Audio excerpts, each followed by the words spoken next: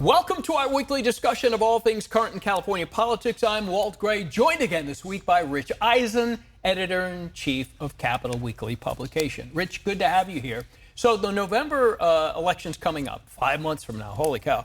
So there are efforts underway in the Capitol to keep certain measures off of the ballot in November. Which ones and how so? Well, I think the big ones are around Prop 47. Because there is a ballot measure that would do major reforms to Prop 47 that I think many of the lawmakers in the building would love dearly to keep off the ballot.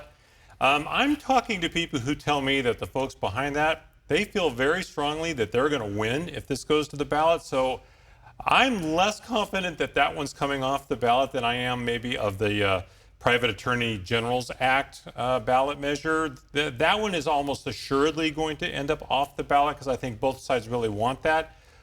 Some of the other ones I think is really touch and go. I'm really closely watching the Prop 47 one, though. I think that's the one that's the most likely to still be there in November. One story we did this week was about the minimum wage for fast food workers going up $20 an hour. The thought was that from the pushback on that was some restaurants wouldn't be able to afford that. Are we seeing that happen now where some restaurants are not able to handle that increase? Yeah, we just saw Rubio's down in Southern California. Well, they're starting in Southern California. They're everywhere. Announced they were going to close about 65 stores or 60 stores. I can't remember the exact number. And they attributed it directly to the increased costs of their labor because of the new minimum wage.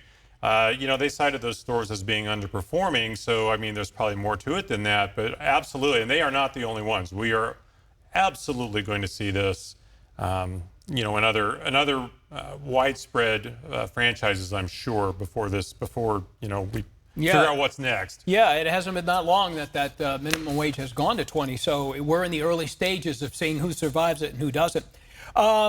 California's homeowner insurance crisis, is the governor finally responding to that? This affects a lot of people who can't seem to get decent insurance rates. I'm not sure if it's the governor or the insurance commissioner. I think the governor has been growing and increasingly frustrated with the pace of the evolution of how we're going to allow insurers to set their rates. Now, a lot of this is, we talk about ballot measures. Well, ballot measures give and they take, right? Mm-hmm. Prop 103 from I can't remember what year, but that really has so much control over how the insurance commissioner works.